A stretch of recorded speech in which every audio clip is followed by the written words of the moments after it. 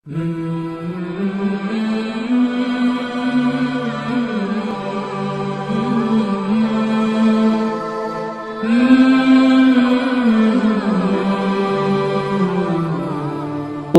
من الشیطان الرجیم بسم اللہ الرحمن الرحیم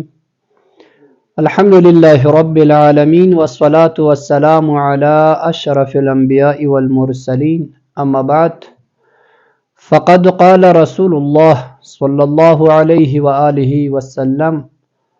فاطمۃ بضعۃ منی۔ سب سے پہلے میں آپ تمام سامعین و ناظرین کی خدمت میں ولادت باسعادت سیدہ کونین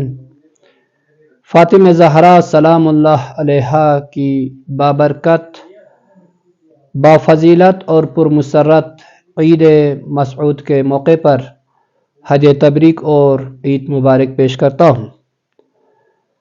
یقیناً یہ ہستی ایک ایسی ہستی ہے کہ جس کی تعریف بندہ حقیر مجھ جیسا ایک طالب علم کے لیے ممکن نہیں ہے،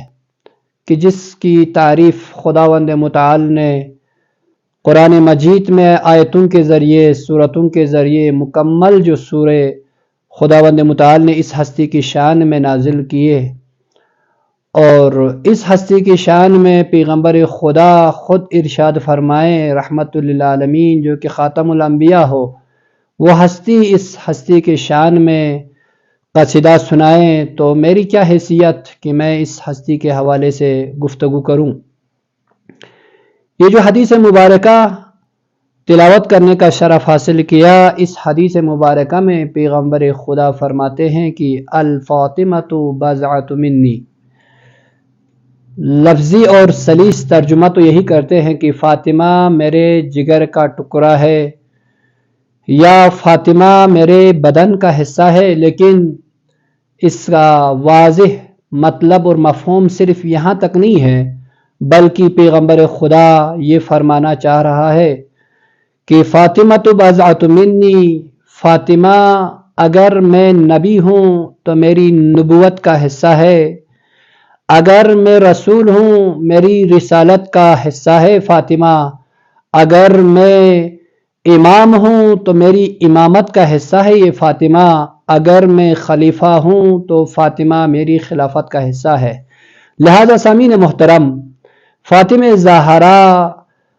صنف نسواں میں ایک امام کی حیثیت رکھتی ہے، ایک نبی کی حیثیت رکھتی ہے، ایک رسول کی حیثیت رکھتی ہے، ایک خلیفہ کی حیثیت رکھتی ہے۔ لہذا اسی لیے تو پیغمبر خدا نے فرمایا من اذاہا فقد اذانی، جس نے فاطمہ کو اذیت پہنچائی اس نے مجھ رسول کو اذیت پہنچائی، اور جس نے مجھ رسول کو اذیت پہنچائی گویا کہ اس نے اپنے رب کو اذیت پہنچائی۔ لہذا آپ اندازہ کریں اس حدیث مبارکہ سے کہ کتنی عظمت اور بلندی کا جو مقام اس ہستی کو خدا نے عطا کیا ہے۔ لہذا تمام عالمین کے خواتین کے لیے اس ہستی کو رول ماڈل بنا کے خداوند متعال نے اس ہستی کو اس کائنات میں بھیجا۔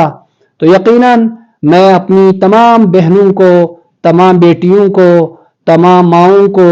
اور تمام خواتین اسلام کو